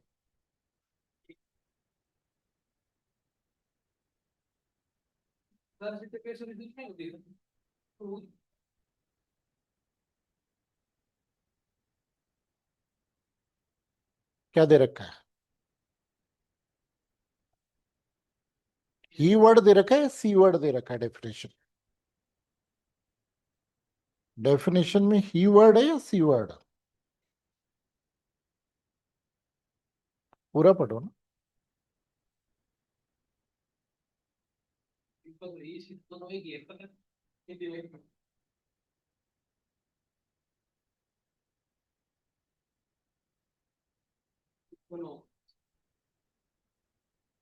तो देखो, जो बीएनएस है ना, इसमें जो प्रोनाउन है,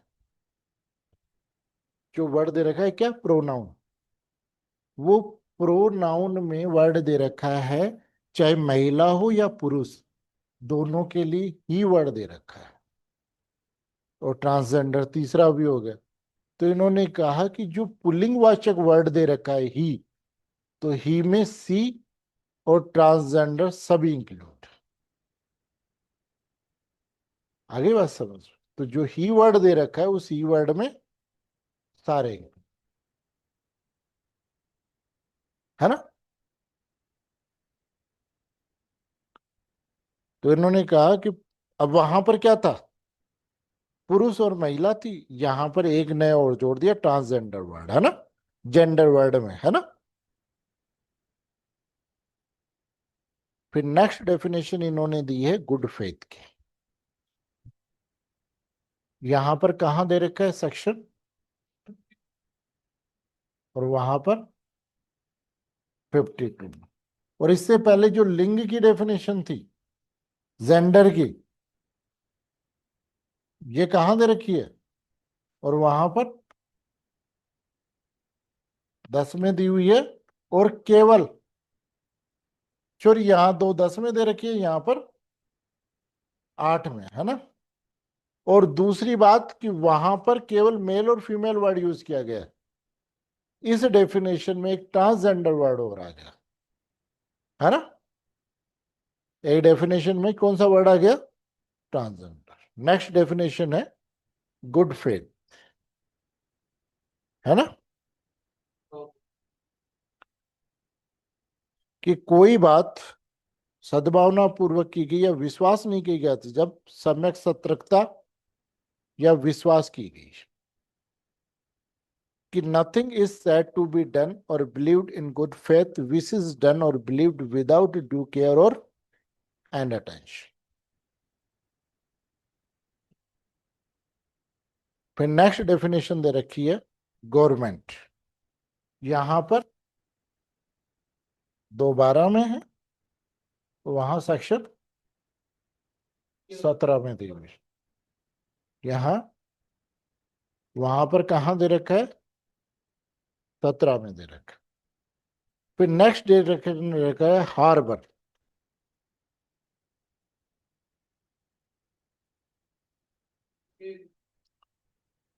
यहां कहां दे रखा है, 2 हार्बर। और वहां पर हार्बर क्या होता है, एक बात बताओ, कोई व्यक्ति आपके घर आता है, उसे आप अपने घर पे बिठाते हो, खाना खिलाते हो, भोजन कराते हो, पैसे देते हो, शस्त्र देते हो, भागने के लिए सुविधाएं देते हो, गाड़ी वगैरह देते हो, या उसे बचाने के लिए जो प्रयास कर सकते हो वो प्रयास कर, इसको बोलते हैं हार्बर। आगे बस, क्या आपका कोई जानकार ऑफेंस किया आपके घर पे, वो कहा क्या हुआ, वो कहा मैंने ये कर दिया, बढ़िया कहा कि भाई खाना खाया, पानी पी, नहीं, बता हल्दी का दूध लगा दे, ठीक, फिर उसको पैसा दिया, अस्त्र दिए, और चाकू छुरी दी, सामान दिया, वो कहा अपनी गाड़ी की चाबी ले जा और निकल जा। उसे बचाने के लिए आप जो कर सकते थे वो सारे काम किए, उसे छिपा दिया। ये सारा काम अगर आप कर रहे हो, ये हार्बरिंग में आता है, इसको बोलते हैं हार्बर, संश्रय में, है ना। कौन सा, बिल्कुल, हाँ। आगे फिर वो लाइबिलिटी में हटाते, वो फिर वो कहता ना कि जब ऑफेंस में संश्रय देना ऑफेंस बनाया ना, वहां पति पत्नी को छूट देती। हाँ,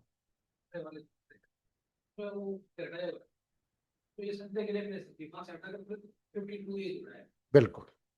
फिर नेक्स्ट डेफिनेशन है इंजरी या क्षति। नेक्स्ट डेफिनेशन किसकी दे रखी है? सर ये पति पत्नी वाला नहीं दिया इन्होंने? नहीं, पति पत्नी में अब जब क्रिमिनल लाइबिलिटी की बात कर रहे हैं ना, कि किसी व्यक्ति ने ऑफेंस किया है, डकैती की है, उसके बाद आप आर्बर दे रहे हो, तो पति पत्नी को छोड़ करके लाइबिलिटी नहीं, है ना। जी। फिर नेक्स्ट डेफिनेशन है इन्होंने इंजरी या क्षति, कहां दे रखी है? 240। और क्षति वहां कहां दे रखी थी? 44, सेक्शन 44 में दिया हुआ है क्षति की डेफिनेशन। क्षति का मतलब होता है किसी भी प्रकार के हार्म करना, है ना, इलीगली। कैसा? अपानी, है ना। और कैसे? किस चीज को? Cause to any person in body, mind, reputation और बाय इलीगल, इलीगली कोच। अब मान एक बात बताओ, जैसे ये धर्मेंद्र बैठा हुआ है और मैंने उठा और धर्मेंद्र के एक थप्पड़ मार दिया, ये क्या है? बॉडीली हार्म हुआ कि नहीं हुआ? और मैंने कैसे किया? By intention, voluntarily. तो इलीगल है कि नहीं है? अब एक बात बताऊं, मैं आप लोगों को पढ़ा रहा हूँ, धर्मेंद्र यहाँ खड़ा हो गया, मेरा ध्यान नहीं रहा, मैंने यूं किया, धर्मेंद्र को थप्पड़ लग गई। अब तो हार्म कब इंजरी होगा? जब वो इलीगली है, किसी व्यक्ति को आप हार्म कर रहे हो। कैसे? बाय बॉडी, माइंड, रेपुटेशन और प्रॉपर्टी। आगे बात समझ, तब वो इंजरी मानी जाएगी। अदरवाइज तो जब तक आप इलीगली नहीं कर रहे हो, जैसे मान लो जेडी वाला आपके घर तोड़ने आते हैं, घर तो टूट गया, लेकिन क्या इंजरी हुई? इलीगल था ना, इलीगल नहीं था ना, एक्ट बाय लीगली था, है ना। अब मान लीजिए कई बार वो पुलिस वाले किसी को पकड़ करके मोहल्ले में से घुमाते हुए ले जाते हैं, तो रेपुटेशन तो गई ना, लेकिन लीगल था। तो भाई पकड़ के तो लेके जाएंगे, मोहल्ले वाले तो देखेंगे, उनका काम इलीगली नहीं था। अगर कोई भी इलीगली आपको काम कर रहा है, जैसे अभी मेरे पास एक केस है आया, उस केस में क्या होता है कि एक कोई महिला है, उसका कोई स्कूल में पढ़ने वाला दोस्त होता है, वो चाहता है कि वो महिला से मैं शादी करूं, लेकिन महिला ने किसी और से शादी कर ली, तो उसकी एआई से वीडियो बना करके और उसके जो दोस्त थे उनको उसकी फोटो भेज दी, ऑब्ससीन आर्टिकल्स, अश्लील फोटो भेज दी। क्या किया है? तो आगे बात समझ, तो उसकी रेपुटेशन को खराब किया कि नहीं किया? तो गलत तरीके से किया ना, इसको बोलते हैं हम इंजरी। तो ध्यान रखना, इंजरी केवल मैं ये खड़ा है इसको थप्पड़ मार दी, this is not injury. Injury कब है? जब वो इंजरी इलीगली हो। लीगली है तो जैसे मान लो एनडीपीएस एक्ट अभी आपने पढ़ा, है ना। हाँ, एनडीपीएस एक्ट में ये था कि जो भी एनडीपीएस एक्ट में ऑफेंडर रहता है उसकी फोटोएं छापी जाती है, पोस्टर जारी करते हैं कि भाई साहब एनडीपीएस का व्यापार करते। जिनकी प्रोक्लेम्ड ऑफेंडर है उनकी फोटोएं भी जारी की जाती है। तो रेपुटेशन है कि नहीं है? खराब तो हो ही रही है, लेकिन लीगली हो रही कि इलीगली हो रही है? तो ध्यान रखना, इस वर्ड पे फोकस रखना कि ये इंजरी, हार्म करना बाय इलीगली अगर आप किसी को कर रहे हो तो इसमें इंक्लूड होगा, है ना। केवल लीगली इंजरी है तो नहीं होगा, है ना।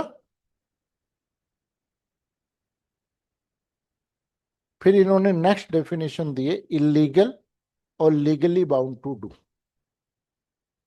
नेक्स्ट डेफिनेशन क्या है? इलीगल। तो इन्होंने कहा कि इलीगल में तीन बातें आती हैं, या तो ऑफेंस, या कोई कार्य जो विधि द्वारा क्या है, प्रोहिबिटेड बाय लॉ, और जो furnishes ground of a civil action, यानी सिविल विधिक कार्रवाई का आधार उत्पन्न करता है, वो क्या है, सिविल कार्रवाई का आधार उत्पन्न करता है, वो क्या होता है, इलीगल। इलीगल में कितनी बातें आ गई? ऑफेंस, प्रोहिबिटेड बाय लॉ, और तीसरा which furnishes ground of civil action, यानी जो विधिक कार्रवाई का आधार, सिविल कार्रवाई का आधार उत्पन्न करता है, वो क्या होता है, इलीगल। फिर इन्होंने कहा कि जहां कोई व्यक्ति किसी काम को करने के लिए लीगली बाउंड है, जैसे मान लो मैं हूं, ठीक, मैं कोर्ट में हूं, एक पब्लिक ऑफिसर, यहां हूं तो मैं कुछ नहीं हूं भाई, अभी मैं यहाँ पर कुछ नहीं हूं, लेकिन मैं अगर कोर्ट में बैठा हूं, मैं कोर्ट के टाइम में कोर्ट में हूं, मेरे ऑफिस में हूं, तो मैं क्या हूं, पब्लिक ऑफिसर, और मेरी कुछ ड्यूटी है।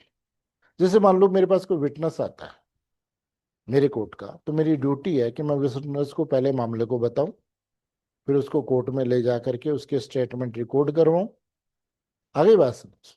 अब मान लो विटनेस आ गया और मैं मेरी ड्यूटी परफॉर्म नहीं कर, सपोज करो धर्मेंद्र ही वो विटनेस है, और ये सुबह आ गया 8 बजे और 11 बजे तक ये कोर्ट के बाहर बैठा है, लेकिन मैं इसके स्टेटमेंट रिकॉर्ड नहीं कर रहा, तो धर्मेंद्र क्या कहेगा कि सर ये इलीगल है?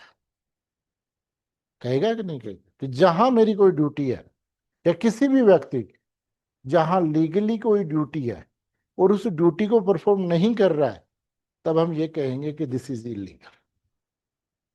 तो इलीगल में क्या हो गया, फर्स्ट ऑफेंस, प्रोहिबिटेड एक्ट, और सिविल कार्रवाई का आधार उत्पन्न करने वाला, तीन हो गए। साथ में जहां कोई व्यक्ति किसी एक्ट को करने के लिए लीगली बाउंड है, वो नहीं करता उसको, तो उसको भी हम क्या बोलते हैं, इलीगल, है ना। तो ये डेफिनेशन आ गई इलीगल, कहां पर, 250, और यहां कहां दे रखी है, सेक्शन 43। ठीक है, बाकी डेफिनेशन हम कल करेंगे, है ना। अभी 5 मिनट बाद में हम हिंदू लॉ